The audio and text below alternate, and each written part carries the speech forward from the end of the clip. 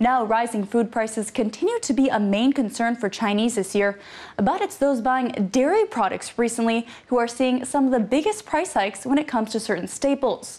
According to China.com.cn, the country's leading dairy companies, Sanyuan, Yili, and Mengniu all increased prices a few weeks ago, marking the second hike in recent months.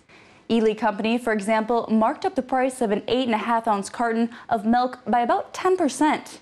And hapless consumers say it's hard today to even find a carton of milk that's cheaper than 30 cents.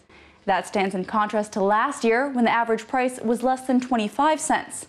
Infant formula and milk drinks have also been affected, with the three companies' dairy products about 5 to 10% more expensive as a whole. The latest increase is stretching consumers even more because it comes on the heels of a price hike just before the start of the year. In December, Sanyuan, Yili, and Mengniu simultaneously marked up dairy product prices. But just why are shoppers having to spend more today?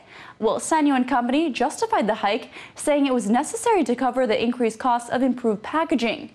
A spokesman for Mengniu Dairy Company, meanwhile, also defended prices, calling them still reasonable for buyers. Furthermore, the company said consumers are paying more now for better quality products. The country's domestic dairy companies have come under fire recently in the wake of a slew of food safety scandals. State media reports that after a random inspection in December of last year, the General Administration of Quality Supervision, Inspection and Quarantine found that dairy products produced by Mengniu had an excess level of aflatoxin, which is ranked by the World Health Organization as a first-class carcinogen. Furthermore, studies have linked the toxin in food to liver disease.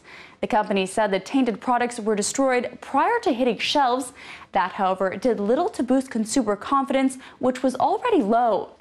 But it turns out consumers are also having to spend more for that very reason. Xinhua reports that domestic dairy companies are spending more today on promotions and advertising in an effort to regain the trust of Chinese shoppers.